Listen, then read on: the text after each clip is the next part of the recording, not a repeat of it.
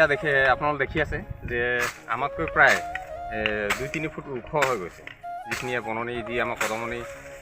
যি হৰিহত্ত পথ সেই হৰিহত্ত পথৰ যি দুয়োকাষ সেই দুয়োকাষ আৰু এনেধৰণে আজি যি কদমনি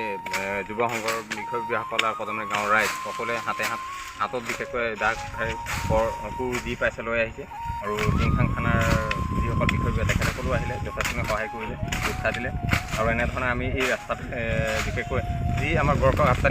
কাপ্তানি বিভাগ বা চৰকাৰে আমি বাট নাচায় এনেধৰণে আমি হাতে হাত ধৰি পৰিৱেশ এটা পৰিষ্কাৰ কৰিবৰ কাৰণে সকলোৱে আগবাঢ়ি আহিছোঁ আৰু এনেধৰণে প্ৰায় আমাৰ ৰাস্তা কাষত দেখিবলৈ পোৱা যায় যে যিবিলাক অঘটন যিবিলাক অপ্ৰীতিকৰ ঘটনা ঘটে বিশেষকৈ এনেধৰণৰ পৰিৱেশ থকাৰ কাৰণেহে অপ্ৰীতিকৰ ঘটনা ঘটে আৰু আপোনালোকে গম পাইছে যে কিছুদিন আগত আমাৰ এই যিটো অঞ্চলত আমি যিটো ঠাইত মই বৰ্তমান থিয় হৈ আছোঁ এই ঠাইতে কিছুদিন পূৰ্বে অৰ্থাৎ এই আমাৰ লক্ষী পূজাৰ সময়ত ইয়াত এটা টোপোলা ওলাইছিলে যিটো টোপোলাত কোনোবা নিৰ্দিষ্টকাৰী ব্যক্তিয়ে কুকুৰ এটা বিশেষকৈ মাৰি খুব টাইটকৈ বান্ধি এটা বস্তা টানি ইয়াত পেলাই থৈছে যাৰ কাৰণে এই অঞ্চলটো এটা চাঞ্চল্যকৰ এটা পৰিৱেশ সৃষ্টি হয় যাৰ কাৰণে টিংখাং থানা আহিবলৈ পাৰে সেয়ে আমি সকলোৱে চিন্তা কৰি এনেধৰণে খুব সুন্দৰকৈ এই পৰিৱেশ এটা পৰিষ্কাৰ কৰিবৰ কাৰণে আগবাঢ়ি আহিছোঁ আৰু এইফালে দেখিছে আমাৰ ৰঞ্জিত দা লাগি আছে এইফালে আমাৰ সুনীল আছে এইফালে কেমেৰাৰ বেক চাইডে আমাৰ গাঁওবুঢ়া আছে